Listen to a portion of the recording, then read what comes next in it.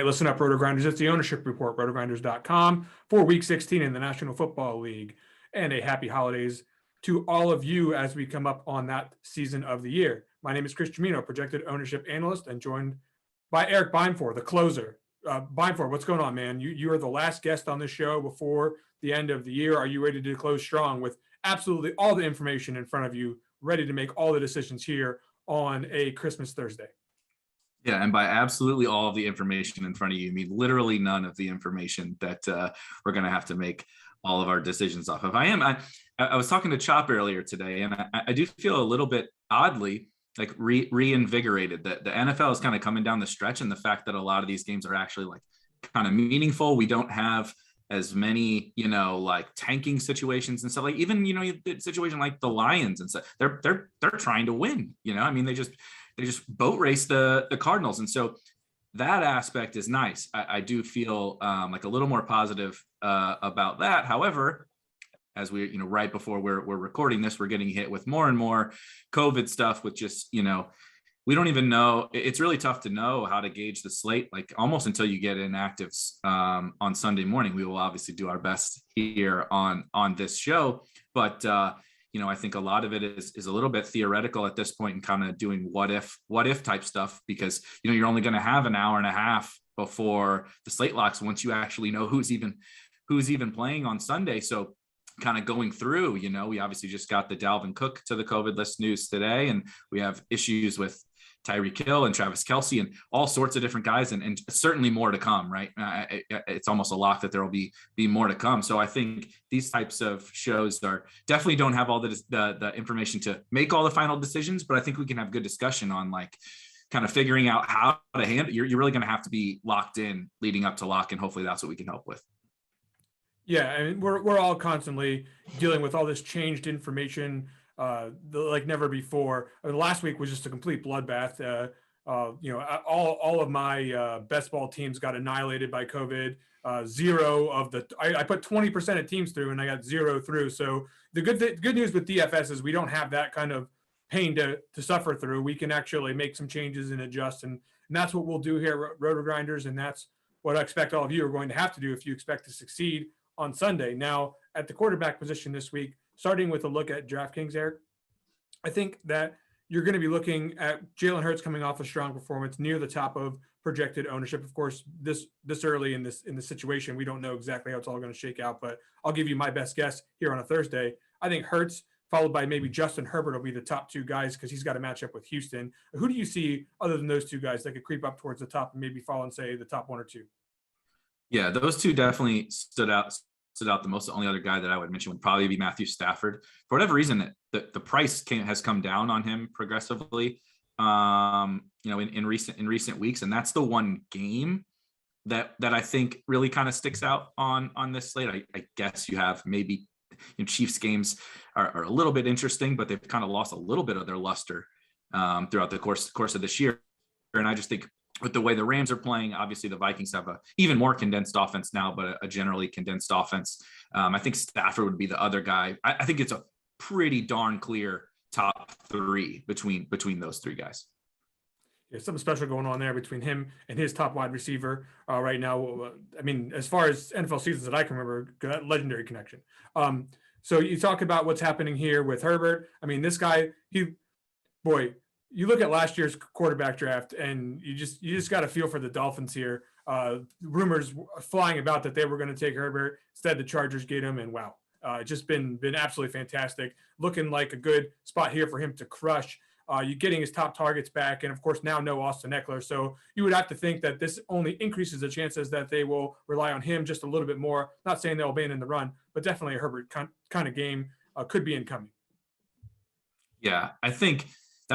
So these types of games are always maybe some of the most fascinating for DFS, right? You have in theory, the expectation that one team is pretty much going to run away with this game, but we also know they're going to score a bunch of points, right? And so how are they going to get those points? People always have those concerns about like, oh, they're going to be up by 3 touchdowns in the second half and not throwing. And the Chargers are one of the maybe fairly few teams now in the NFL that I don't know that we should ever have that concern with them, especially without Austin Eckler. Like, I kind of like Justin Jackson. I've always kind of liked Justin Jackson, but I mean, they're not loading him up with 25 carries, and Josh Kelly stinks. So like, I don't see a scenario in which they score what we're expecting them to score, and Herbert isn't throwing, well into this game. And the Texans, not the same as the Lions, but they put up a little bit of fight now that they're probably going to be without Brandon Cooks here, which I don't know how much fight they can put up without their best player, but they put up a little bit of fight with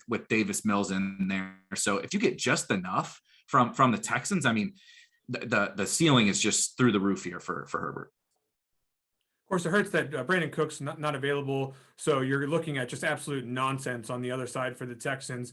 Certainly cheap nonsense if you want to try to gamble on. There's some guys that are supposed to be good on that side of the ball, right? Nico Collins was supposed to be a player that could end up being something before it's all said and done, but he's still a rookie and he's on a terrible team with Davis Mills, so you don't really know exactly what you got there, but you do know what you've got with the Chargers. And by the way, Josh Palmer going to be in there for Jalen Guyton. I think that's an upgrade. I don't know if everyone agrees with that, but that's a situation where I just do like the Chargers and what's going to happen here this week. We didn't really talk about Hurts. I mean, obviously you saw what the guy did to the Washington football team this weekend. Giants are generally a slower paced game. The Eagles are certainly a slower paced team. How do you factor that in terms of looking at him as the chalk? Obviously, we like the rushing quarterbacks. The matchup is amazing. I struggle with Hurts in these games. So like, I don't want to say Daniel Jones makes a difference, but the Jake from Mike Glennon thing is a situation where it's almost like the opposite of the Herbert thing we just talked about, right? The Eagles, you remember the Eagles week when Hurts was super chalk against the Lions, and I don't know, week 6, so it's been a long time. It's been a long season, but Hurts was, at a similar price to this, coming off a bunch of games where he just, the narrative was he gets there every week, he's running for touchdowns and all that. And certainly the median expectation on him, and I guess even the ceiling is there. But I think the Eagles have proven like they really just want to run the ball. Like, let's go in there, let's load up our running backs and a little bit of Hurts too with carries and get the hell out of here, right? Keep the other team from getting a bunch of big plays, and let's just, run it 50 times and get home. And I think that's what they want to do. So I think, from a tournament perspective at higher ownership, that's when I really start to struggle with Hurts. Cause, in a back and forth game, they're playing the Chiefs or something like that. It's like, okay, wheels up Hurts, cause he's really going to have to be running around and throwing the ball. But in this one, when we do have Herbert, we have the Stafford game, and we have some other upside quarterback options and some cheap ones too, that he's the guy I struggle with the most here, particularly at the top of ownership. If Jordan Howard's even on your roster, you need to read between the lines there about what kind of football team this is, right? Like if the team even has him, like it's a problem for anyone who's not the top 2 pass catchers, and certainly you're seeing that with these guys Watkins and Rager, who otherwise look like they're pretty good players, but they're just not getting any kind of involvement whatsoever in this offense. It's all Goddard and to a lesser extent Devontae Smith outside the backs. Okay, so Lamar Jackson probably going to be back, I guess. This guy is going to be in a huge game against the Bengals. If he's good to go, how do you feel about him? The price tag is down as far as we've seen it in a long time. Yeah, I definitely love Lamar here. I'll be interested to see what happens with him, because I guess, we talked about who you kind of asked who could kind of creep up here. And if Lamar does, get ruled in and like everybody feels comfortable with his health and all that at this lower price tag. And like you said, all the aspects about the game, total must win, right? For basically both of these teams. Definitely the Ravens are, mid collapse here with a real shot of missing the playoffs, which I don't think people would have thought. And honestly, the Ravens are not very good. That's another thing that I don't think people quite realize is the Ravens are frankly just not a very good football team. And the defense is horrid. The defense is absolutely awful. So if you get Lamar back here, sub 7K on DraftKings, and the field is like maybe a little bit skittish, I mean, they are clearly, similar to the Chargers, again, a team that is willing to, even with Tyler Huntley, play aggressively, throw the ball. We know that these quarterbacks will run. They have no run game. Devonta Freeman and Latavius Murray and these guys are not going to be able to grind out wins for them. So if it's Lamar or even if it's Huntley, whoever is back there at quarterback, it is on them to win this game. And the Bengals defense is like, whatever. It's one of those matchups you just don't really care about. So I do actually, Lamar might be the quarterback I'm most interested in, like seeing where ownership comes in later this week. Because if he is lower owned than Stafford and Herbert and Hurts and stuff, I'll be even more interested than I am today. Yeah, that's going to do it for the guys who are like obviously like just complete stone smash. I guess you can throw Patrick Mahomes in here because he's always a potential stone smash against the Steelers. A little bit tougher of a matchup, but again, I'm not really going to back away from that. I think there's bigger questions on that team right now, though, than whether or not the matchup is tough for Patrick here. So we'll get into that later. Just in general, Patrick, if he's owned even at all, right now he's coming in at like between 5 and 10%. Do you have any interest in Patrick? Sort of. I think on a lot of weeks that we've had for maybe the past month or so, where honestly, we were deciding between some really bad quarterbacks. I think you could just be like, it's Patrick Mahomes, it's the Chiefs. Obviously, like you said, we have some other things we have to consider. If there's no Tyreek and Kelsey, Patrick Mahomes can be as great as he wants to, but I'm not sure that Mecole Hardman is going to carry him to a GPP winning game. If those two guys do happen to come back by Sunday, I think it's a little more interesting. But we just talked about four different guys that have pretty strong projections, ceiling, everything. So it's a little bit tougher for me to get to him this week. Yeah, if you go over on FanDuel, especially if you guys are out there playing on FanDuel, like the pricing is going to be so light over there when you talk about having Buccaneers value at running back and having Vikings running back value. Quarterback's going to be an easy spend over there. So you're going to see all those guys that we just talked about just get it condensed ownership. Somebody's going to be really highly owned for sure. And that's a situation where, we'll talk a little bit later in the show about ways to get a little bit different if you need to at quarterback. I'm not saying do it. I'm saying if you need to, it's going to be easier on FanDuel to do that than on DraftKings where, these guys are going to be a little bit more spread out. So once you get past Mahomes, though, I think, I don't know, you want to say Tom Brady could get up there because his pass catching options are now suddenly going to be very cheap. I'll believe that. Justin Fields, because he finally did something, but it wasn't even a good game. It wasn't. Jesper Horsted won me money, by the way. I didn't play Jesper Horsted, but the touchdown not going to any of the other receivers actually ended up profiting for me. So, Justin Fields, is he a guy that's going to get up here? Who else is actually out there that's going to have any ownership? Anybody?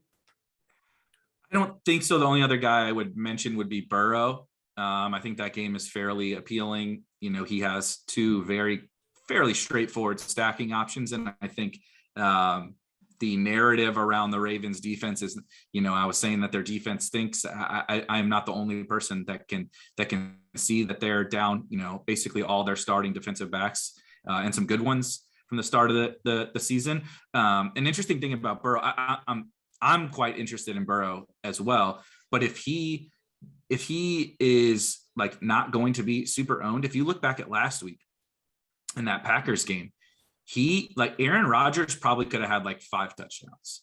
It's something absolutely ridiculous. And so if, Lazard dropped 1 or 2 of them, he missed them once, they double teamed Devontae Adams the whole game. They can't double team Chase or Higgins, and so I think Burrow has a under 6K would be probably my go-to option, because I just don't think they're going to be able to score many points trying to grind out Mixon. He's also banged up, so kind of all signs point to maybe a little bit of a sneaky-ish shootout in this game. So if you want to play the opposite side of Lamar, I do think Burrow's pretty appealing. 403 against the Ravens last time they played, and I believe Chase absolutely gave them the stone cold stunner, just absolutely knocked him out with like a 200-yard game or something like that. So, yep. I mean, that's a definite situation where matchup no longer to be feared with the Ravens.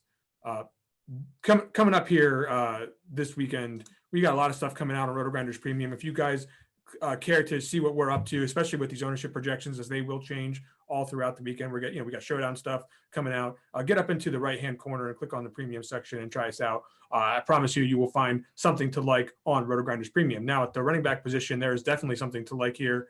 If you like Ronald Jones getting there in the fantasy playoffs for everyone went out there who's betting on him in the best ball season. How do you feel about this, by the way? Fournette was the absolute play of the entire season, and now suddenly it's Ronald Jones for playoff run.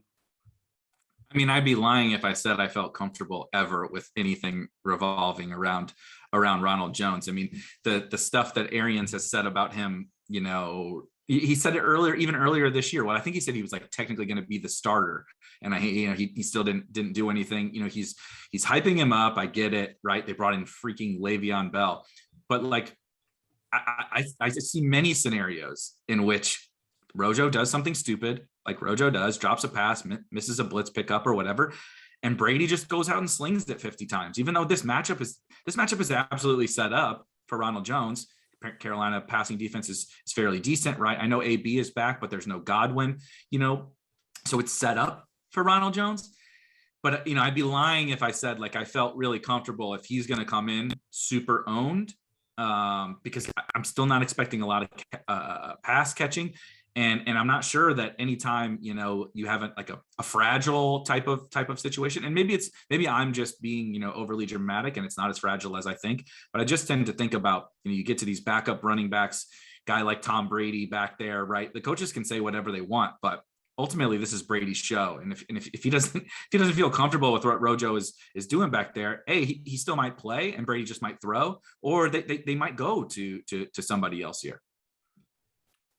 Well, look, I don't feel comfortable with Ronald Jones really in any situation either, is where you started that conversation. And I'm not saying don't play Ronald Jones, because certainly there's a situation. But if you look at the Carolina Panthers just as a team, it's one of the most criminally mismanaged offenses in terms of talent in the league right now. And the defense, like, you don't even know who half these guys are, and they just completely, just play extremely, extremely well week in and week out, or at least most weeks. So the bottom line is that I'm not like super enthusiastic about Ronald Jones chalk, especially since I know, Keyshawn Vaughn's not, he's not dead meat back there. Like if Jones fumbles or something, you could be seeing, a lot of different stuff happen here in this bag. I think they just signed Le'Veon Bell. He won't do anything this week, but that not a lot of trust there with Ronald Jones for me.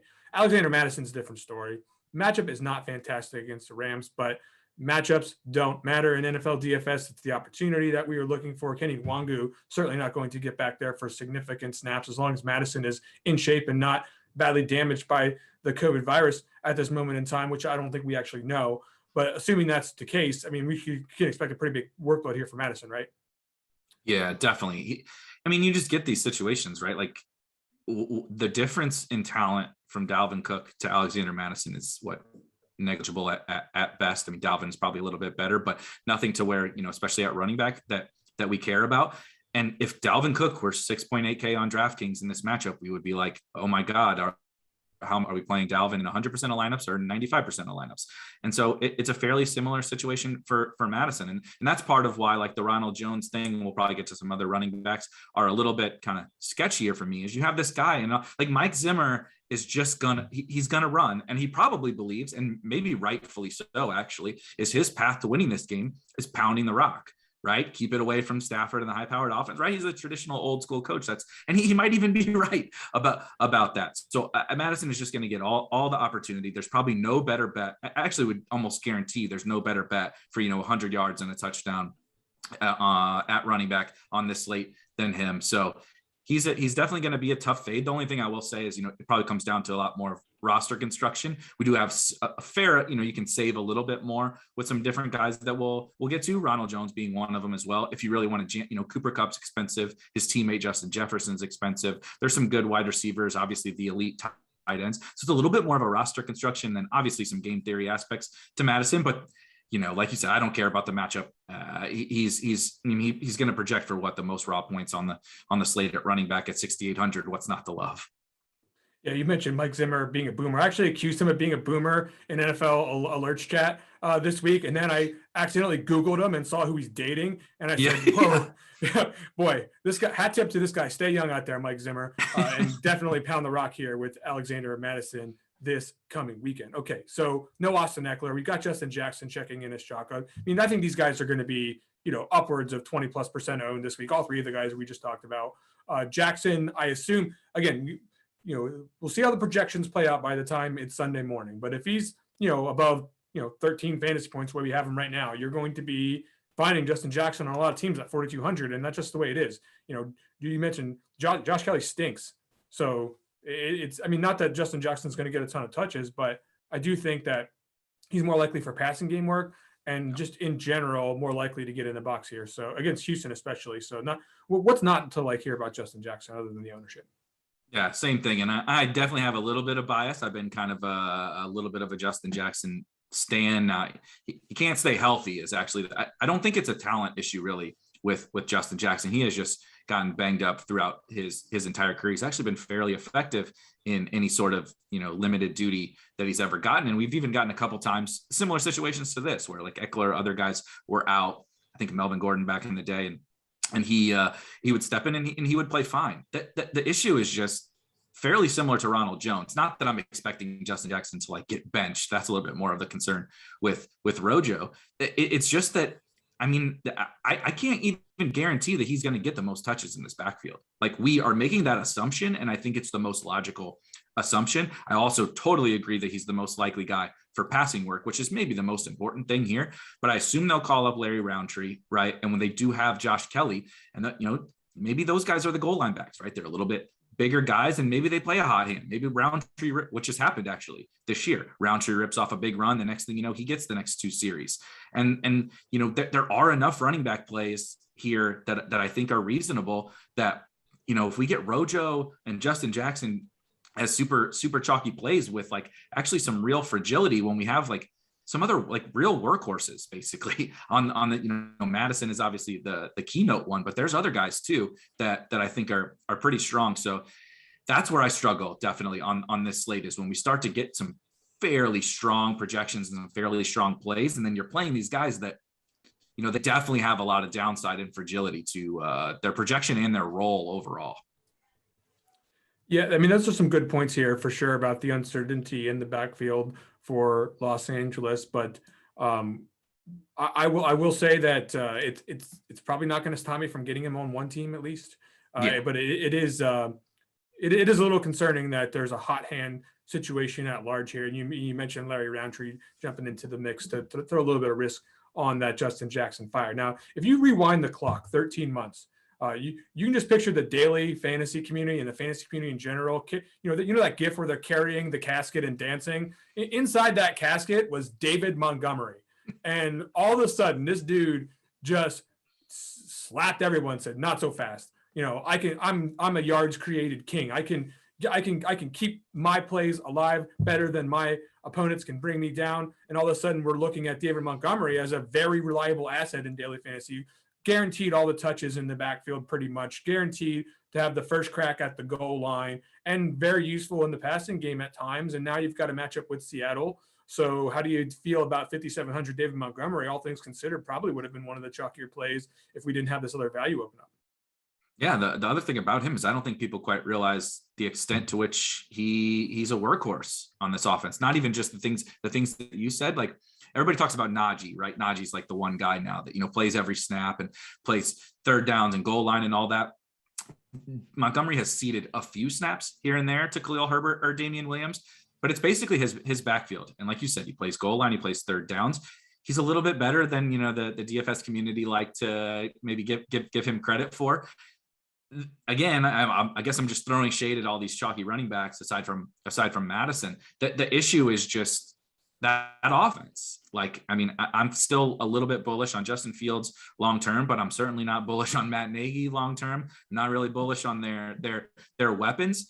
And so, Seattle is in both of these teams are. We kind of talked about the Eagles earlier. If picture 2 teams that want to get in there, run the ball, and get the hell out of there. It's the Bears and the Seahawks. This might be the lowest amount of plays on the entire slate. And so it's just another one. If he's catching ownership, like a Bears running back on a slate with a bunch of guys, so all these guys can't catch ownership, right? We're on our 4th running back here. And so that's the thing I'll mostly be monitoring. Like, if nobody is going to play Montgomery, okay, he can go 102 here. But if we're going to latch on to David Montgomery, the workhorse, and maybe people are scared of Rojo or don't need the savings for Justin Jackson, I think that's kind of some of the stuff we're talking about between some of these guys, because they're in interesting kind of bizarre situations, whether it's bad offenses or maybe a little bit of a sketchy role. Oh, don't worry. We talked about 4 running backs, and we're probably talking about 2 or 3 more. But then I want to hear your take on everybody else, because just like last week, it's not so friendly down past the first couple of guys. Nope. You know, and by the way, with COVID, it's probably going to get worse. So Yeah. you name it. I mean, what's the percentage chance that one of the guys we just talked about is going to be out? I mean, it's way worse than you'd hope. Yeah, it's way too high. It's way too high. James Robinson, he was chalk last week and he didn't ruin people's lineup. So that's not bad. Okay, but now we've got the Jets coming in here. The Jacksonville offense is absolutely putrid. I mean, just like one of the worst I've ever seen. And it shouldn't, man, maybe it should be. But I mean, James Robinson certainly is not too bad. 5,900 for price tag on DraftKings. He's very expensive on FanDuel. So if you're playing on FanDuel, I don't think he'll be as chalky. What's your take on Robinson going against the Jets here? Looks like a spot to me where you'd probably rather throw it. Yep, I totally agree. I mean, I guess it's the same thing with all of these guys. It's just we're getting. I mean, I couldn't agree more with the Jags sentiment. And I think last week was like, I maybe held out a little bit of hope coming into last week. I'm like, okay, they stink. Like, there's no question about that. That offense is literally, like you said, one of the worst I've ever seen. But okay, we're going to get the Texans and then we're going to get the Jets. It's like, even they can put up some points on these guys, right? No, I mean, last week was one of the most pathetic performances I've ever seen against a Texans team that is just, they've given up, right? The Texans team is not even really interested in winning, and the Jags couldn't even keep it particularly close with them, and they couldn't score points. One touchdown, I mean, so it's just another situation. Like, he's going to project well, right? The matchup is great. He's getting all of the work. He catches passes. Their team total is reasonable enough for a Jags team, but it's just, can James Robinson bury me in tournaments? Like, he couldn't do it against the Texans, and even at 25 points. I would love to have 25 points from James Robinson on my team. But is he ever really burying you? Like, Alexander Madison can bury you, in my opinion. That's a scarier fade than James Robinson. And so, last week he got in the box, he played every snap, he got a bunch of targets, and he scored 15 fantasy points. Like, what are we talking about here? So it's just another kind of the similar story where we're running down this list of either running backs with sketchy roles, or the role's not bad, but they're on one of the worst offenses in the league. And if those situations get ownership, I tend to prefer to look elsewhere. There are, what is it? So it's week 16. There are 3 weeks left in the regular season. How many touchdowns will Miles Sanders score in 3 weeks? Is the answer 0? Because I think that's the line, right? I think that the line is 0.5 for Miles Sanders. So what do you think? The line is definitely 0.5, but he's the first guy I'm kind of excited for out of this group, actually. We talked about Hurts, and we talked about how the Eagles want to play. I think Miles, came back from an injury last week and was, basically the workhorse. Obviously, Jordan Howard mixed in, but a good chunk of Jordan Howard's carries were in the fourth quarter when that game was completely out of hand. I think that their offense, particularly their run game, can just absolutely overmatch this Giants offense and this Giants defense. Talk about a team that's quit. I mean, come on, the Giants are not interested in playing out the rest of this season. So if I was going to bet a Miles Sanders touchdown, the line is definitely 0.5, but I think this is the week. And then when you factor in this ownership, and maybe Hurts gets some ownership, we'll talk about Goddard later, get some ownership. I think Miles Sanders makes quite a bit of sense as a leverage play for a bunch of different reasons. Yeah, just not going too well for Joe Judge, brother of a girl I went to college with. Shout out Janine. But this situation not really bearing the way that he had hoped here in New York. I don't know if he's going to be able to stick around here, but certainly he's going to have to show some kind of signs of life here in the coming weeks. I don't know if he's going to, let's not get into the coaching carousel right now. The Giants have definitely not been showing in their best work, as you alluded to. So Joe Mixon here is a situation that's interesting. I think the ownership's probably going to get tamped down just a little bit. I think the passing game work, honestly, is really starting to hamper his ownership on DraftKings. Just not really getting a ton of it. The touchdowns are there for him. He's definitely a guy who can get there for DFS via that parabolic upside. But if you actually throw in some targets in this guy's mix, he could really be huge. What's the situation? Are you getting involved against the Ravens? I don't think so. The Ravens are definitely putting our hand in the dirt for a quick second a team. I would much rather attack via the pass. And I think it's really almost, even when they had all their guys, that was a little bit just the way that they play this crazy, they have a good front. They play super pressure pack defense, bringing blitzes and everything like that. And the Bengals are not particularly efficient rushing offense. Their O-line is absolutely abysmal, and that can be okay, right? We see that with Najee, right? The Steelers couldn't run on the Jets. But if you have a role that obviously gets you the goal line work and gives you passing game work, you can be just fine in fantasy. But Joe Mixon has lost that passing game role. So now not only is he dinged up, Samaje Perine is playing most of the passing down snaps. Joe Mixon gets a little bit of work here and there, but we're back to old school. Like Perine has just taken that, if you remember, like the old Gio Bernard role, and why Mixon was never really unlocked in fantasy. We've kind of taken that step back with Mixon. So when you combine all those things, like a little bit of a rough matchup and all of that, Mixon is low on my list. Yeah, the ownership is probably going to reflect that too. So I don't know if the fade's going to get you anywhere in terms of edge on the field, but it is certainly, if you're not feeling the upside, what's the point? We do need to score fantasy points to win. Okay. Outside of the guys we just talked about, then we got a big list of guys of question marks, split backfields that could end up being huge. And I'll just give you some examples of this. Okay.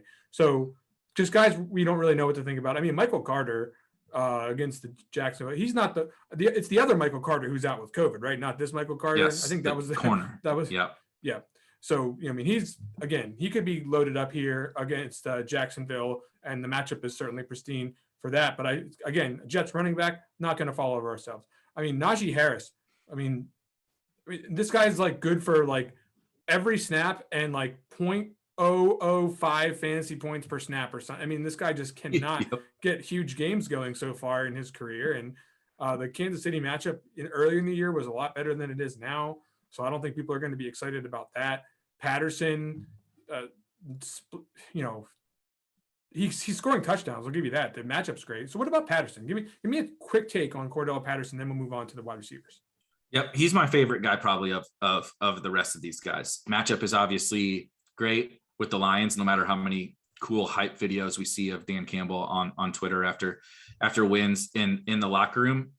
There was a little bit of concerns for CPAT, for a stretch there, losing. Mike Davis started to pick up snaps. Then we saw last week CPAT really spiked back up over 60% of the snaps. And I think, whether they should be or not, they're still fighting here down the stretch. The Falcons are, and he's, depending on what you think of Kyle Pitts, he's their best player. So when you get a Lions matchup, we know he has some kind of passing game role. He gets goal line work.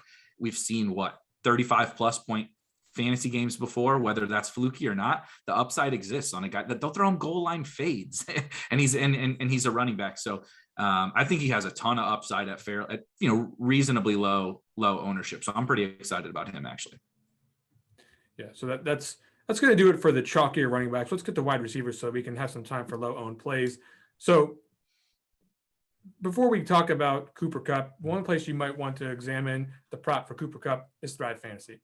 Come prop up on Thrive Fantasy this football season, it's a place where you can play fantasy sports, but with props. So you eliminate the hours researching the shitty guys that we're going to talk about here at the low owned section plays. You just focus on the top guys, 20 guys. That's who's going to be in the player pool for you. You pick your 10 best, and each prop's going to have an over and an under, like over-unders tend to have. Hit the most props and win your share of the prize pool. Use promo code Grinders when you sign up, and you'll receive 100% instant deposit match up to $250 plus 2 free $20 tickets with a deposit of $10. Now, if you put 100 to $499, you'll actually get 4 of those tickets.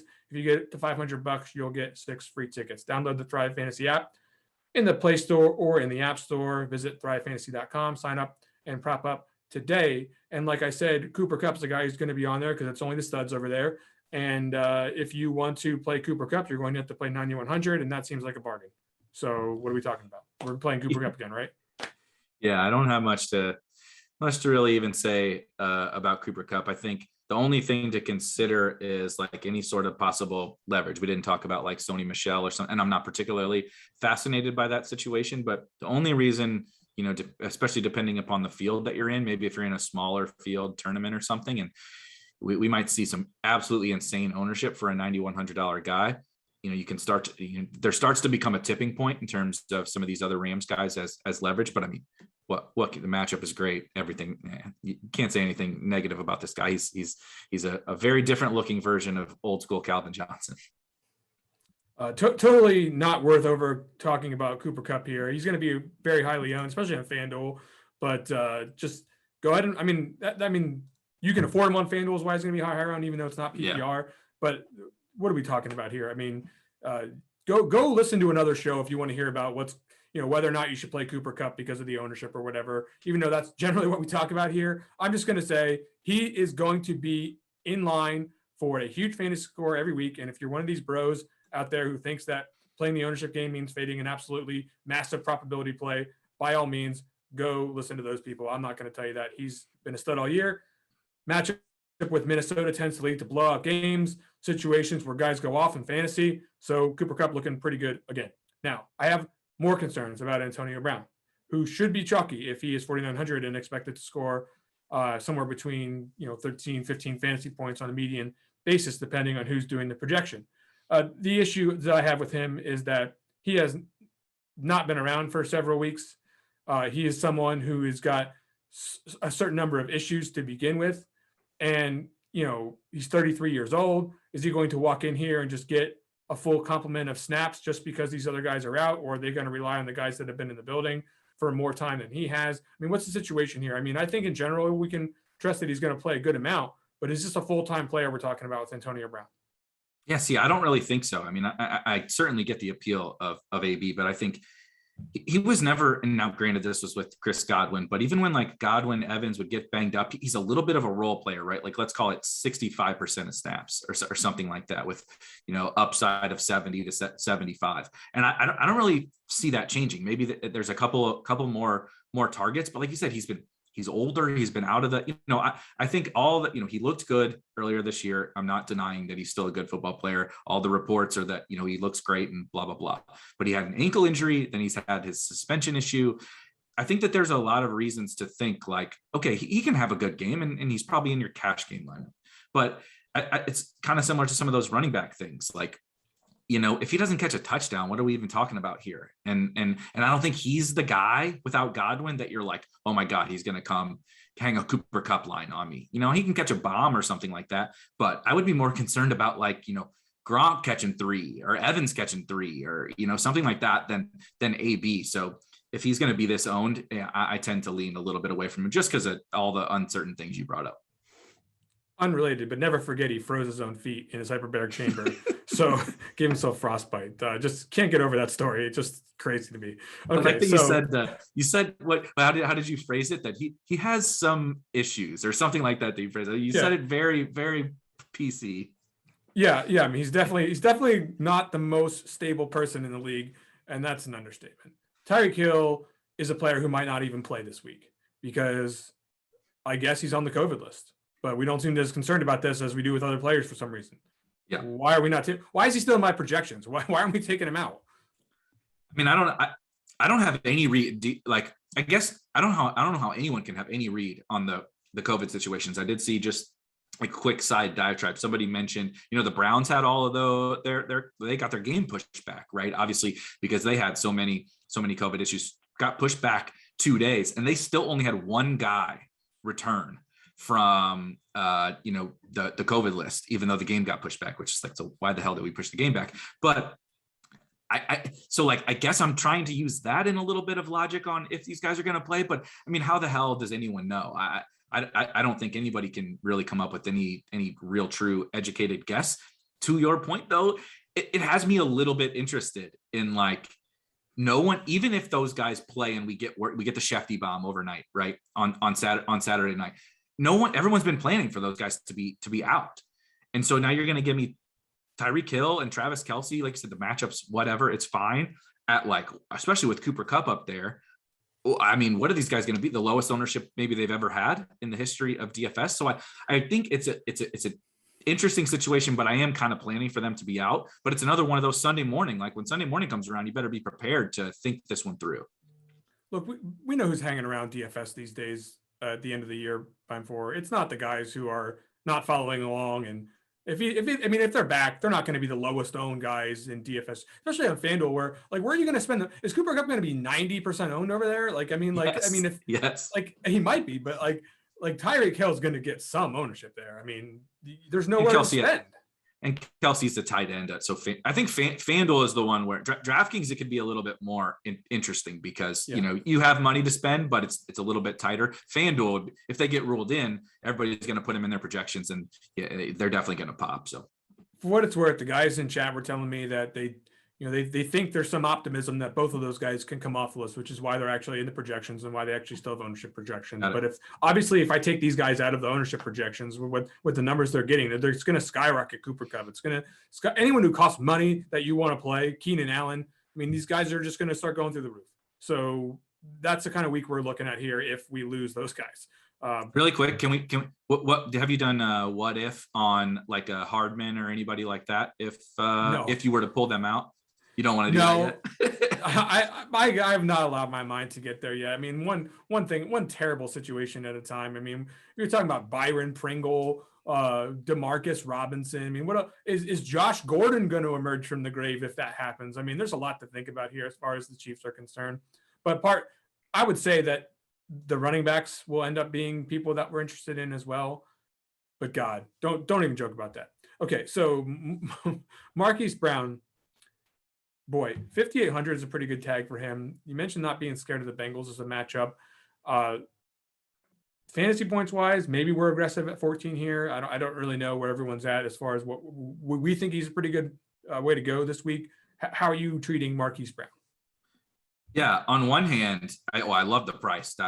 That's for sure. I also don't think people quite understand how kind of big of a volume hog he has been. He's viewed as it's almost like the baby Tyreek Hill syndrome. People think Tyreek is just this down the field bomber, but he's actually like a crazy high target share and gets a ton of short to intermediate work. And Hollywood has been that, and he really was that last week. It was almost embarrassing how low he was just catching 2-yard pass after 2-yard pass from Tyler Huntley.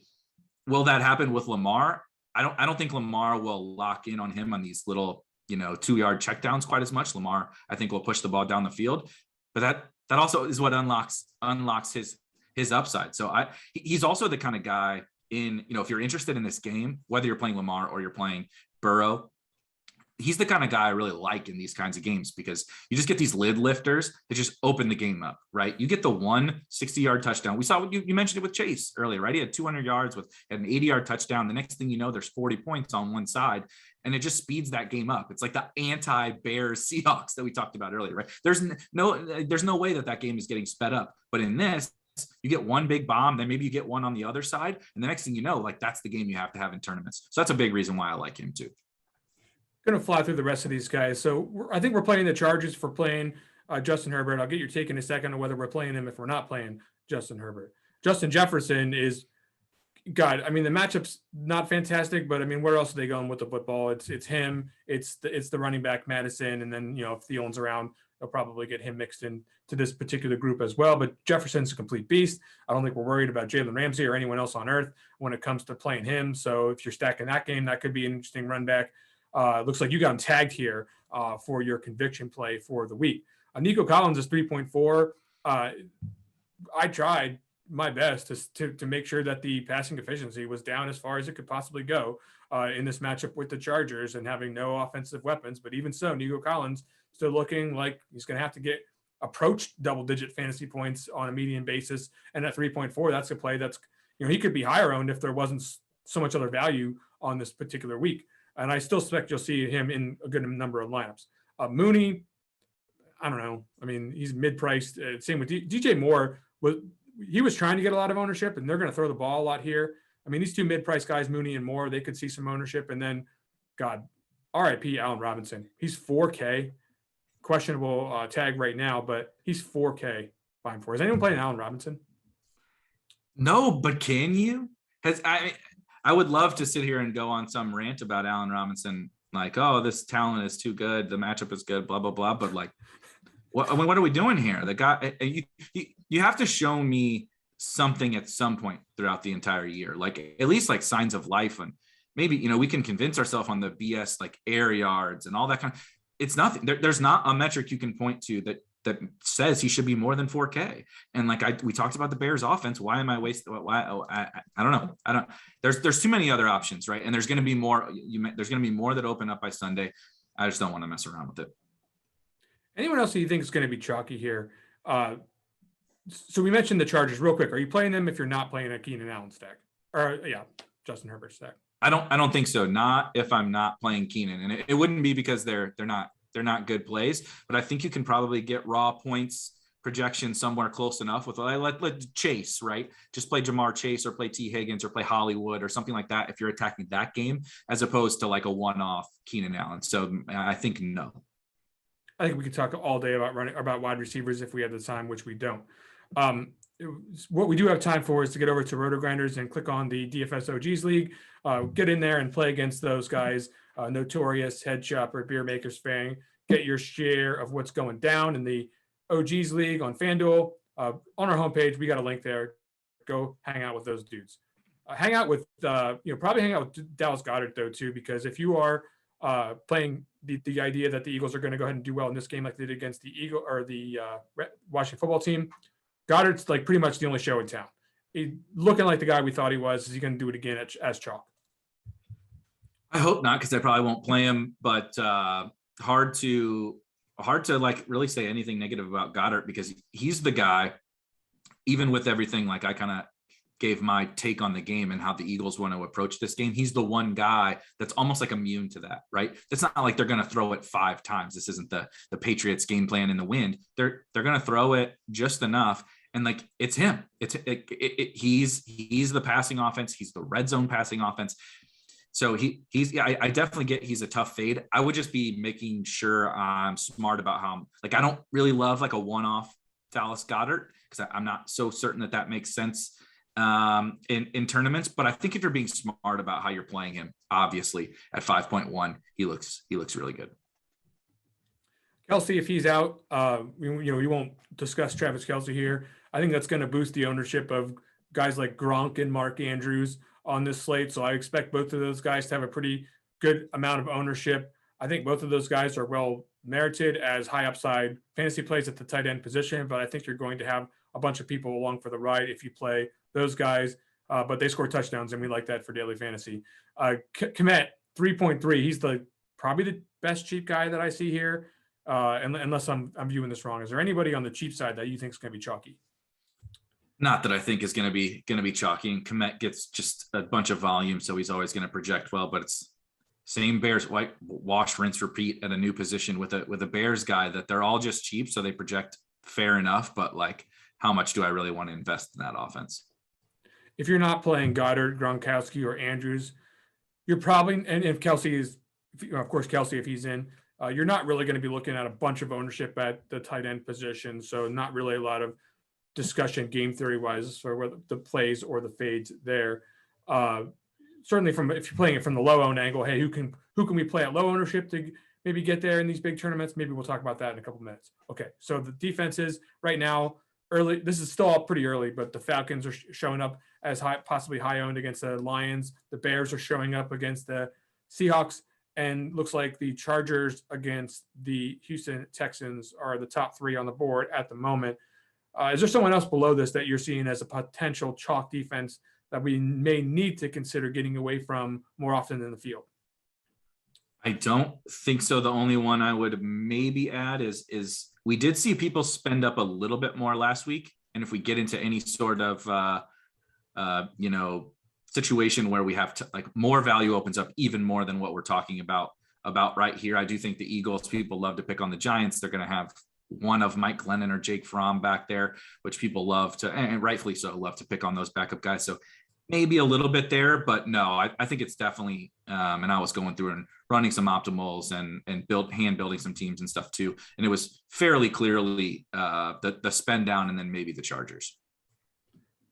Okay. So if you like the idea of listening to podcasts like this one on a regular basis, I'm going to ask you to go ahead and like and subscribe the RG podcast feed. If you're watching on YouTube, go ahead and smash the like button and get your information from the Rotogrinders channels. Lots of smart people coming on here, myself excluded, but Bime4 and many others on here on a regular basis, giving you the lowdown. Go ahead and subscribe and like this stuff. You will appreciate it. Okay. Now it's time for the low owned pick section. Bime4. This is where we're going to go through the bottom end of projected ownership. Pick out maybe 1-2 guys a position that you think has a chance to get there. Give your lineup a little bit of an edge. And when I say an edge, I'm talking about mostly for these big fields. If you're playing what Bime4 is in, like what are you in, like the 50K entry, like monster or whatever Bime4? I mean you're out there playing with the big boys, right? Not quite to that level, but definitely a lot the smaller fields, right? Anywhere typically from the 200 to 500 range or something like that. So really small field is where I like to focus. Yeah, you're not gonna need like some of the guys I'll talk about here on this one, with the jobbers. But go ahead and give me a play though. I don't care what tournament you're playing. Tell me a quarterback you think can get it done at low ownership, no matter where the hell you're playing. So the one guy I brought up earlier that I'm not going to say low ownership, but definitely ownership that I don't think, at least as of right now, I'm concerned about his ownership is Joe Burrow. You talked about the matchup that they had earlier this year that he just absolutely lit them up. I think he's built to kind of rip up this matchup, and their offense is built to rip up this matchup. Now I've said that about the Bengals a couple times this year, where like if they're smart, they're going to throw the ball to their wide receivers, and they don't do it. So take that with a grain of salt. The other guys are always seem to be on these absolutely putrid and horrible teams, but we're getting these like bad game, these like all the worst teams in the league are playing each other. And I think they're all pretty interesting. I do actually think I've given up on Trevor Lawrence after last week, but I think Zach Wilson actually on the other side, he's getting a little bit of rushing work at the goal line, and the Jags are just absolutely awful. I think he's reasonably in play, and then the other guy for me would be Matt Ryan. I know he's dusty. I know there's no Calvin Ridley. And I know that the Lions slowed down the Cardinals, but I think that was pretty much a mirage. And I think we could get an old school like 303 Matt Ryan game here. I'm going to give you 2 names here that you didn't mention. Other possibilities here. So look, it's the Patriots, and it's a tough matchup, and all that's going to be cold as whatever.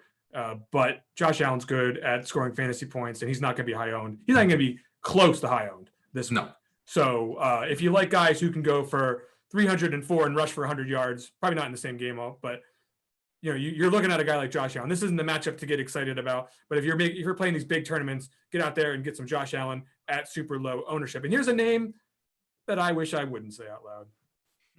Drew Lock is one of these guys. I knew that's who you were going to say.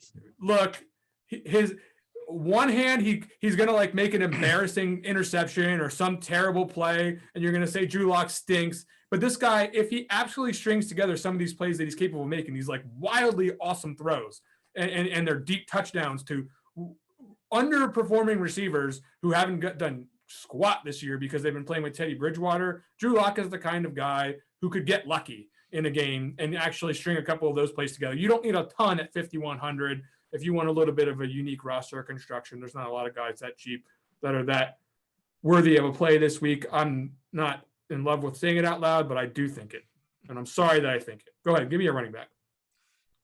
My running back was actually on the same offense as that. Javonte Williams. Javonte Williams. I think we need to throw away this narrative of like he's going to steal the job from Melvin Gordon. I think that was very clearly never going to happen. They're in the playoff hunt. They're trying to win games. Melvin Gordon is a part of their offense, and they don't want to give Javonte Williams 100% of the work. But the biggest thing that has changed that I think people are not talking about is passing game work. Javonte is like an awesome pass protector and an awesome receiver. So he's growing into that role. And this matchup is great for him to be. I mean, he's like always efficient on the ground. This matchup is great for him to be efficient on the ground. And if he can rack up some catches, he's going to be super low owned because we do have some other options. But a really talented running back on a team that I do suspect is going to score a good amount of points, compared him like at the same price to what we were talking about, James, like Jags running backs and Jets running backs and all that. I prefer Javonte to those guys. Yeah, definitely a much wiser play. Okay, so let's pretend like I didn't say Josh Allen at the quarterback position, and I think the game goes the other way. One of these guys, Stevenson or Damian Harris, or maybe both of them, could be out. And no one's paying attention to the Patriots running backs in this game. I promise you, no one's going to give a crap the entire week. Then something's going to happen. They're not going to tell us what's going on. We're going to find out what's going on, and then they're going to be underowned. And no matter which one it is, Harris, Stevenson, J.J. Taylor, Brandon Bolden, for God's sakes, one of these, whoever's out there slated to get a ton of work for the Patriots, you might want to play that guy. So that's not an exact take, but I think that that's probably the angle you might want to start to shoot for if you're looking to get a little bit different at the running back position. They will run the ball. I promise you that. Go ahead and give me a wide receiver. Just looking at so I talked about the Bengals. The first one that jumps out to me is T. Higgins. Everybody, he's not super, super low owned, but everybody seems to gravitate towards Chase all the time. And we have higher ownership projected on Chase, despite, to me, they're like the same.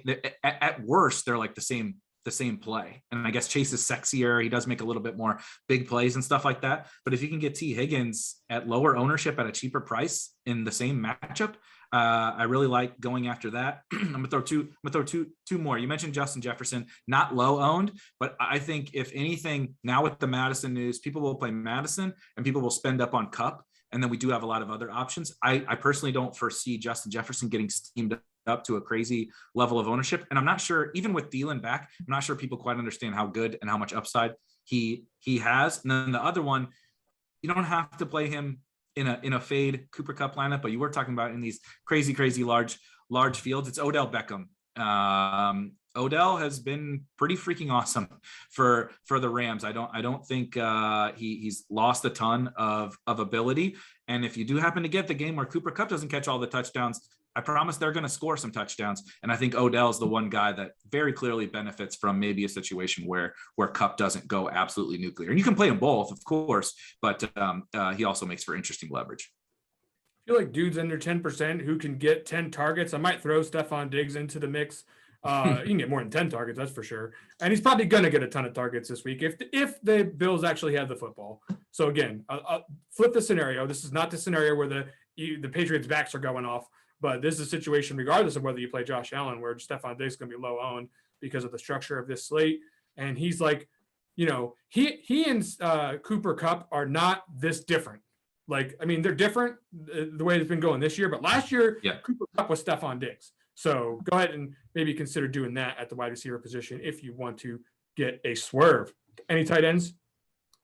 Oh, yeah. Kyle Pitts. I'm going down swinging. What? I'm going down swinging on Kyle Pitts. He has not scored. He scored one touchdown this entire season. I talked about the Falcons just kind of liking over. I talked about CPAT, right? I talked about Matt Ryan. I'm bullish on the Falcons here in this spot in a dome, as we get to winter issues, weather and all that. If there was going to be a time for Kyle Pitts to do it at super, super low ownership, I think that this is the week. So I will definitely be having some Kyle Pitts. People wonder if I am stacking a Buffalo Bills game against the Patriots, who's the run back on that particular stack, and it is Hunter Henry out there, number one most likely player on this team outside of a running back to score a touchdown at this point in time, and definitely been getting target volume worthy of consideration even outside of touchdown work lately. Now, if the Bills are going off, they're probably going to have to uncork Mac Jones and not, be able to run that kind of game plan that they would probably prefer to run. I think Henry would be in line for an additional bunch of work if that were to be the case. And I do think the Patriots can have success on offense if it is a game where there's some points required. It's not very likely to happen. But again, if we're in one of these mega fields and we want to make a team with the Bills and the Patriots, I wouldn't mind getting Hunter Henry in there. Folks, that is going to do it for the ownership report in week 16. I wish you the best of luck and happy holidays in all your contests. My name is Chris Gimino. We'll be back again next week for Eric Beinfor. Go win something.